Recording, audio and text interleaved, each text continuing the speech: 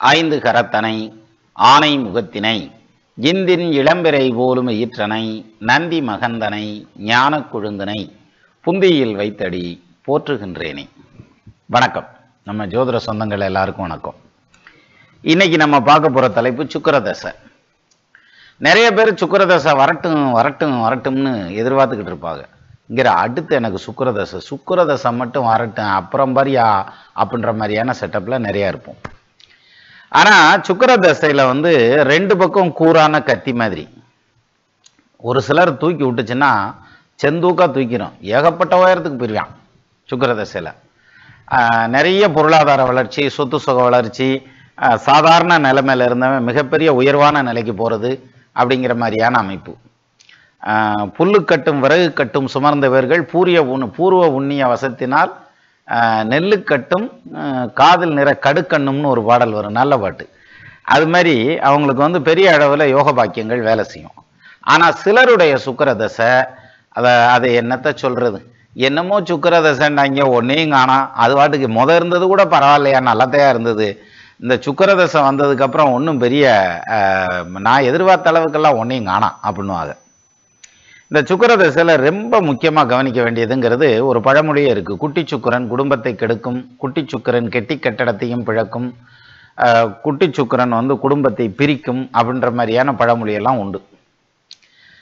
அப்போ இந்த யாருக்கு சுக்கிரன் யோகத்தை செய்வார், யாருக்கு சுக்கிரன் தோஷத்தை செய்வார், இதை எப்படி வேரியேஷன் பார்க்கறது? ஏன்னா அது தெரியாமல் நமக்கு சுக்கிரதசைன்னுக்கிட்டே இருந்தால் என்ன செய்யுது? கொஞ்ச நாளைக்கு முன்னாடி சிசேரியன் பண்ணுறதுக்கு என் நல்ல நாள் தேர்ந்தெடுக்கிறதுங்கிறது எப்படி அப்படிங்கிற ஒரு வீடியோ ஒன்று நம்ம சேனலில் பப்ளிஷ் ஆச்சு. அதில் ஒரு தகவல் சொல்லியிருந்தேன். அதாவது எப்படின்னா, சின்ன வயசில் சுக்கிரதசை வர்ற மாதிரியான ஸ்டைலில் அந்த பிள்ளைக்கு நாள் குறிக்கக்கூடாது, நட்சத்திரம் குறிக்கக்கூடாது அப்படின்னு. எது? குழந்தைய ஆப்ரேஷன் பண்ணி எடுக்கிறதுக்கு.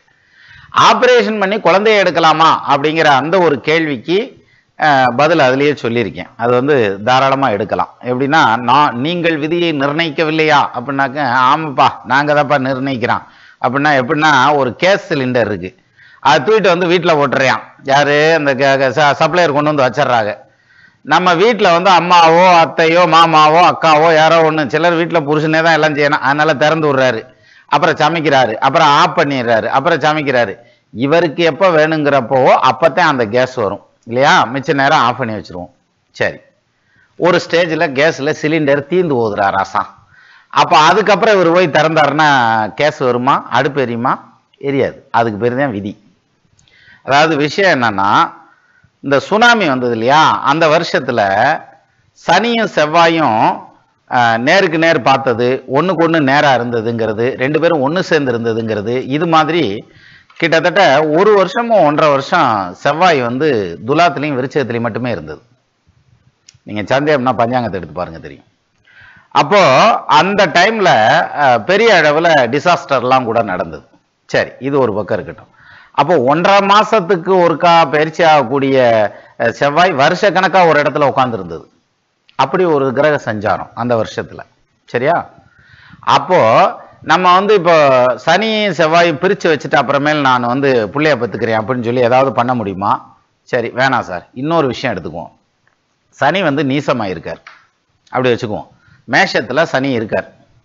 இப்போ ஒரு குழந்தைக்கு இது சிசேரியன் பண்ணலாமா அப்படின்னு கேட்டு வர்றாங்க. ஒரு நாள் குறித்து கொடுங்க அப்படின்னம்னா நம்ம என்ன சொல்லலாம்? ஐயா இங்கே பாரு, இப்போ சனி நீசமாக இருக்கு, அவர் ஆயுள் காரகன். சரியா? அதனால சனி நீசம் மாறினதுக்கு அப்புறங்க நம்ம சிசேரியன் பண்ணி குழந்தை எடுத்துக்கலாம். சனி நீசம் ஆகிறது மாறுறதுக்கு ஒரு 2.5 வருஷம் தான் ஆகும், கொஞ்சம் பொறுமையாரு, அதுக்கப்புறம் ஆப்ரேஷன் பண்ணிக்கலாம் அப்படின்னு நான் சொல்றது. நம்ம என்னதான் பண்ணினாலும் எம்பிட்டுத்தான் வித்த காமிச்சாலும் அந்த குறிப்பிட்ட டைமுக்குள்ள எடுத்தாங்கன்னா அதுல நமக்கு ஆண்டவன் கரெக்டா படி அளந்து வச்சிருப்பான், என்னென்ன எவ்வளவு உயரத்துக்கு எந்திரிக்கணும்ன்றதெல்லாம். அதனால சிசேரியனுக்கு நாள் குறிக்கிறத பத்தி ஒன்றும் தப்பு இல்லை, தாராளமாக குறிக்கலாம். இந்த நாள் குறிக்கையில் என்ன பண்ணணும்னா 6 நட்சத்திரம் சொல்லியிருந்தேன். அஸ்வினி மகம் மூலம் பரணி பூரம் பூராடம், இந்த 6 நட்சத்திரத்திலையும் குழந்தை வராம பார்த்துக்கிறதுங்கிறது சிம்பிளி த பெஸ்ட். இல்லை எனக்கு சுக்கிரதசையில் குழந்தை வந்தா கூட அந்த நட்சத்திரம் கரெக்டா வந்து அதுக்கான லக்னத்தை வைக்க முடியும், அல்லது அந்த சுக்கிர தசையை கரெக்டா அசைன் பண்ணிக்க முடியும் அப்படிங்கிற மாதிரியான நாலேஜபிளா இருந்தா தாராளமா நம்ம அஸ்வினி மகம் மூலத்தை விட்டுட்டு பரணிபுரம் போராடத்துல வச்சுக்கலாம். ஏன்னா இந்த பரணிபுரம் போராடம்ங்கிறது ரெண்டு பக்கம் கூரான கத்தி மாதிரி. இந்த 3 நட்சத்திரத்துல பிறந்தவங்களுக்கு பிறந்ததும் சுக்கிர தசை ஸ்டார்ட் ஆகும். அந்த சுக்கிர தசையில சின்ன வயசுல வந்ததுன்னா நெகட்டிவ் இம்பாக்டை கொடுத்ததுன்னா அதனுடைய விஸ்தீரணம் எந்த ரேஞ்சுக்கு வேணாலும் பாதிக்கும்.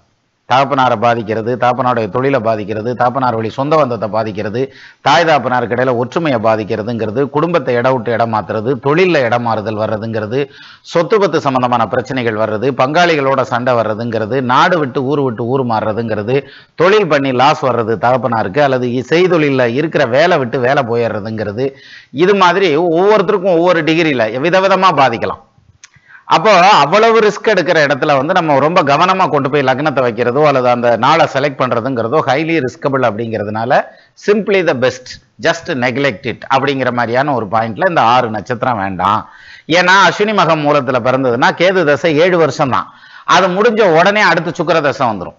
அப்ப அதிகபட்சம் 5 வயசு 6 வயசுங்கள சுக்கிர தசை வந்துடும். அப்ப அதுவும் தப்பு தான். அதனால கொஞ்சம் லேட் பண்ணி பண்றதுங்கிறது நல்லது. அதனால நெருக்கமா அஸ்வினி மகம் மூலத்திலயோ பரணிபுரம் போராட்டத்திலயோ ஜென்ம நட்சத்திரம் வர்ற மாதிரி வைக்கிறதுங்கிறத தவிர்க்கிறது நல்லது அப்படின்னு சொல்லியிருந்தேன். அப்போ அதையும் மீறி அப்ப சின்ன வயசுல சுக்கிர தசை வருதுன்னு அர்த்தம். அந்த மாதிரி பிறந்ததுன்னா, அப்படி சின்ன வயசுல சுக்கிர தசை வந்ததுன்னா அந்த சுக்கிர தசையினுடைய இம்பாக்ட் பெரிய அளவுல இருக்கும் அப்படிங்கிறது தான் இதுல பிரச்சனை.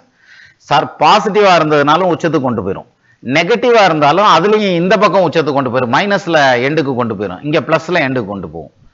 அப்போ இந்த சுக்கிர தசையில பிறந்துட்டா அந்த வாழ்க்கை வந்து வீணா போயிருமா, அல்லது வந்து படிக்க மாட்டாங்களா, இல்ல தகப்பன் கஷ்டப்படணுமா, அல்லது குடும்பம் கஷ்டப்படுமா அப்படின்னாக்க கஷ்டமும் படலாம். அது என்ன அது அப்படி சந்தேகமா ஒரு வார்த்தை அப்படின்னா வேற ஒண்ணும் இல்லை, கஷ்டமும் படலாம், படாம நல்லாவும் இருக்கலாம். அதானே ஜோசியம். அப்படின்னா என்ன அர்த்தம், 2 பக்கம் பேசுமியா நீதையா கண்டுபிடிக்கணும் அப்படின்ற மாதிரி. அதாவது ஒரு சூப்பர் மார்க்கெட்ல எல்லா ஜாமானும் தான் இருக்கான், நமக்கு தேவையானவன் நம்ம தான் எடுத்துக்கிறோம் அப்படின்ற மாதிரி இந்த சுக்கிர தசை வந்து யோகமா செயல்படுமா தோஷமா செயல்படுமாங்கிறத எப்படி ஐடென்டிஃபை பண்றது அப்படின்னா, இங்க பாருங்க, ஒரு பிறக்கிற குழந்தை ஜாதகத்துல அல்லது ஒரு பிறந்ததும் சுக்கிர தசை அல்லது ஒரு 4-5 வருஷத்துல சுக்கிர தசை வருதுன்னு வச்சுக்கோங்க. அந்த சுக்கிரன் ரிஷபத்துல உட்கார்ந்துருந்தா, துலாத்துல உட்கார்ந்துருந்தா, மீனத்துல உட்கார்ந்திருந்தால் உள்ளபடியே மிகப்பெரிய ராஜயோகத்தை பண்ணும். சுக்கிர தசை நடந்ததுன்னா நீ லக்னம் எதுவா வேணாலும் இருக்கட்டும், ஒரு பாட்டில் தான் வரும், இடபமே மேஷமேனும் இல்லை முன் மிதுன இடமவே தனுஷேயேனும் இல்லை முன் மேஷமேனும் நடமுறு இந்த 3 லக்னம் எதுவென்றாலும் இடமதில் சனிசம்பாம்பு இருந்திடீர் புலவனாவான் அப்படின்னா. அப்ப லக்னம் எதுவென்றாலும் அப்படின்றாங்கல்ல, அது மாதிரி எந்த லக்னமா வேணாலும் இருக்கட்டும் 12 லக்னத்துல, சரியா. ஆனா சுக்கிரன் உட்கார்ந்துருக்கிறது ரிஷபத்துல உட்கார்ந்துருக்கார், துலாத்துல உட்கார்ந்துருக்கார், மீனத்துல உட்கார்ந்துருக்கார். இந்த 3 வீட்டுல எங்க உட்கார்ந்துருந்தாலும் அந்த சுக்கிர தசை யோக தசையா ஆரம்பிச்சிடும். இந்த ஜாதகன் பிறந்ததுக்கு அப்புறம் தகப்பனார் பொருளாதாரத்துல முன்னுக்கு வர்றது, சொத்து சோத்துல முன்னுக்கு வர்றது, சொந்த பந்தத்துல ரெகக்னைஸ் ஆகிறதுங்கிறது, சோசியல் ஸ்டேட்டஸ் இம்ப்ரூவ் ஆகிறதுங்கிறது, கௌரவ பதவிகள் தேடி வர்றதுங்க அத்தனையிலையும் ஜெயிப்பான். அப்ப அது ரொம்ப பிரமாதமான ஒரு வாழ்க்கை இருக்கு. என் புள்ள பிறந்ததுக்கு அப்புறம் தொழில் ஆரம்பிச்சேன் பாரு, அள்ளி கொடுத்துட்டான்டா அப்படின்லாம் சொல்றாங்கல்ல, அந்த மாதிரியான அமைப்பு அந்த சுக்கிர தசை. அதைத்தான் நம்ம எல்லாரும் எதிர்பார்க்கிற சுக்கிர தசை. இதுதான் வந்து ஃபர்ஸ்ட் கண்டிஷன். எது, ரிஷபத்துல துலாத்துல மீனத்துல சுக்கிரன் இருந்து அவங்களுக்கு சுக்கிர தசை நடக்கணும். அந்த குழந்தைக்கு அவங்க அப்பாவுக்கு மிகப்பெரிய யோகம்.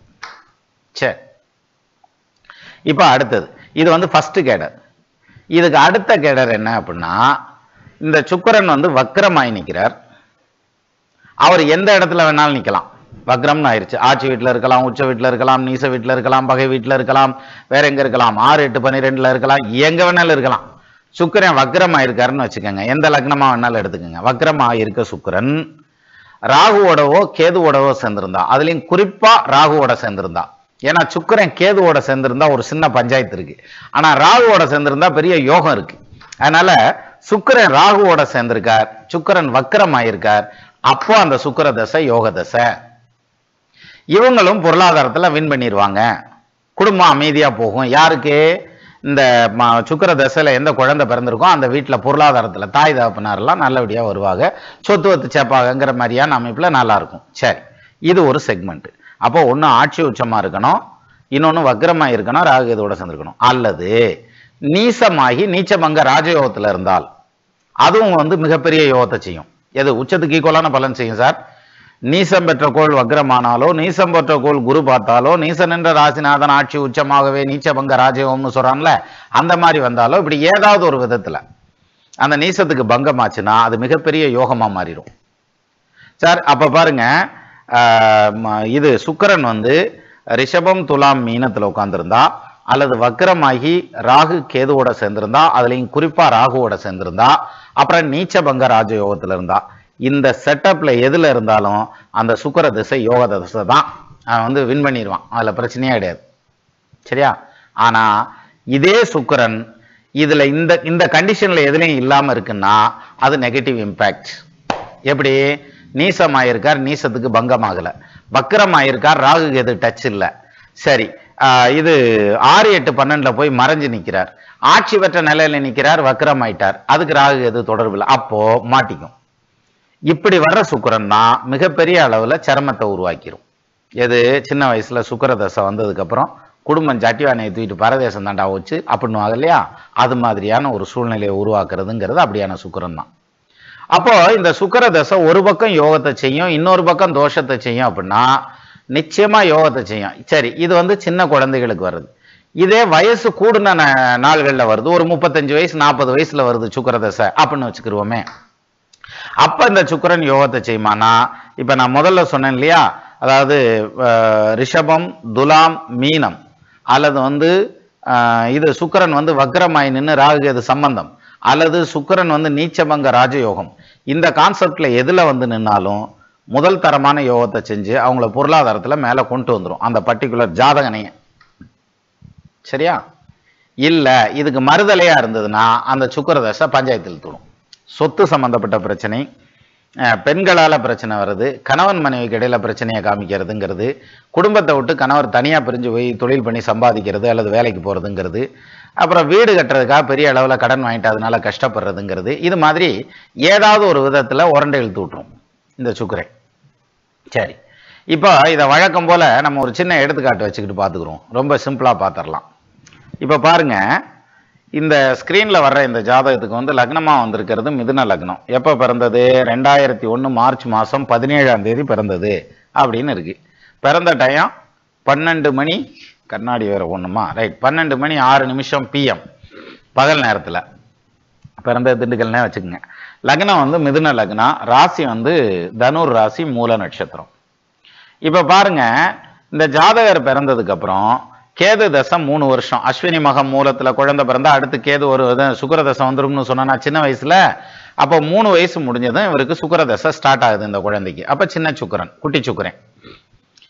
இப்ப பாருங்க, இந்த சுக்கிர தசை ஆரம்பிச்சதும் தகப்பனார் பொருளாதாரத்துல கஷ்டப்படணும் இல்லையா, அதானே குட்டி சுக்கிரன் குடும்பத்தை கெடுக்கும், குட்டி சுக்கிரன் கெட்டி கட்டடத்தையும் பிழக்கும் அப்படிங்கிறதெல்லாம். ஆனா இந்த சுக்கிர தசையில இந்த ஜாதகர் பிறந்ததுக்கு அப்புறம், கேது தசையில பிறந்து சுக்கிர தசை வந்ததுக்கு அப்புறம் இவங்க அப்பா பொருளாதாரத்துல படிப்படியா முன்னுக்கு வந்தாரு.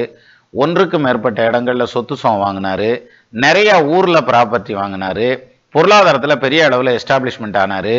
ஒண்ணுக்கு பல கார்கள், பல வாகனங்கள், வண்டி வாகனங்கள்ங்கிறது வந்து ட்ரக் வாங்குறது, கார் வாங்குறது, லாரி வாங்குறது, நிறைய வாகன வசதிகள், நிறைய பேர்த்துக்கு வேலை கொடுத்தாரு. அப்ப தகப்பனார் வந்து பொருளாதாரத்துல பெரிய ஒரு எஸ்டாப்ளிஷ்மெண்ட்டுக்கு வந்துடுறாரு. எது? இந்த ஜாதகன் பிறக்கையில சாதாரணமா இருந்த தகப்பனார் 2004ல் வந்து சுக்கிர தசை ஸ்டார்ட் பண்ணதுக்கு அப்புறம் மடமடன்னு மேல வர்றாரு, பொருளாதாரத்துல ரொம்ப ஜம்முன்னு வர்றாரு. அப்ப எப்படிப்பா இவருக்கு மட்டும் சக்சஸ் ஆச்சு அப்படின்னா, இந்த கண்டிஷன் ஒத்து வருதா பாருங்க. இதுல மல்டிபிள் யோகம் இருக்கு, அது வேற விஷயம். இதுல வந்து தகப்பனார் ஸ்தானத்துக்கு சுக்கிரன் வந்து 2ஆம் பாவத்துல உச்சமாகிறார். அந்த சுக்கிரன் யாரு? 4க்கு அதிபதி, வாகனஸ்தானாதிபதி. அவர் வந்து உச்சமாகிறார். வாகனநாத 4ல் வந்திட ஆட்சி உச்சம், ஆகவே கேந்திர ஓணம் ஆகினால் கீர்த்திமானாய், தேகமாய் கெட்டில் மெத்தை சேத்திரம் நல்ல வீடும், பாகமாய் ஆயுள் தீர்க்கம் வாகனம் வரிசை சுத்தம்னா. அப்போ நிறைய சொத்து சுகம், வீடு வாசல், வண்டி வாகனம், ஆளம்பு, ஆணை, சேனை வசதிகள் அத்தனையும் கொடுத்தான். எது? அந்த சுக்கிரன். எப்படிப்பா? இந்த சுக்கிரன் உச்சமான நிலையில நிற்கிறார், அது வந்து ஒரு பெரிய பிளஸ் பாயிண்ட் அப்படிங்கிற மாதிரியான அமைப்பு. இதே சுக்கிரன் என்ன கண்டிஷன்ல இருக்கார்? பரிவர்த்தனை யோகத்துக்கும் போயிடுறார். எது? 12ஆம் இடத்துக்கு பரிவர்த்தனை யோகத்துல போறார். அப்ப அங்க ஆட்சி பலத்துக்கும் போறார், இங்க உச்ச பலத்துக்கும் வர்றார் அப்படின்ற மாதிரியான அமைப்புல இங்க வந்து சுக்கிரன் வலுவான நிலையில நிற்கிறார் அப்படிங்கிற மாதிரியான அமைப்பு. அதனால இந்த சுக்கிரன் யோகத்தை செய்த சுக்கிரன் அப்படின்ற மாதிரியான அம்சம். அப்போ நம்ம ஒரு குழந்தை வந்து நம்ம வீட்டுல சுக்கிர தசையில பிறந்துருச்சு, அல்லது சின்ன வயசுல சுக்கிர தசை வருது, அல்லது அடுத்து வர்றது சுக்கிர தசை அப்படின்னா ஒன்றும் பெருசா டென்ஷனே ஆயிட வேண்டியதில்லை, பெருசா எதுவும் பாதிச்சிருமோன்னு. அதே மாதிரி பெருசா டென்ஷனே ஆகாதீங்க, ரொம்ப கெடுத்துப்படுமோன்னு. கெடுக்கிறதுக்கும் அமைப்பும் கொடுக்கறதுக்கும் அமைப்பு அந்த சுக்கிரன்ல இருக்கும். அப்ப அது என்ன செய்ய போகுது, அது வந்து வச்சு செய்யுமா செஞ்சு வைக்குமா, அப்ப அந்த ஆனந்தத்தை கொடுக்குமா அல்வாவை கொடுக்குமா அப்படிங்கிறத நம்ம அந்த ஜாதகம் அமைஞ்சிருக்கக்கூடிய பொசிஷனை வச்சு தான் எடுத்துக்க முடியும். மற்றபடி சுக்கிர தசைன்னதுமே யோகத்தை செய்யணும், சுக்கிர தசை நம்ம கெடுத்துப்படும்னோ அந்த பாயிண்ட்டுக்கு போகக்கூடாது அப்படிங்கிறதுக்கு இந்த மாதிரியான ஜாதகங்கள்லாம் ஒரு பெரிய உதாரணமா எடுத்துக்கலாம் அப்படிங்கிற மாதிரியான ஒரு அமைப்பு. ஸோ அந்த வகையில பொருளாதார ரீதியா ஒரு பெரிய சக்சஸை கொடுக்கறதுக்கான திசை சுக்கிர திசை, அதே பொருளாதாரத்துல பெரிய பள்ளத்தை கொடுக்கறதுக்கான திசையும் சுக்கிர திசை தான்.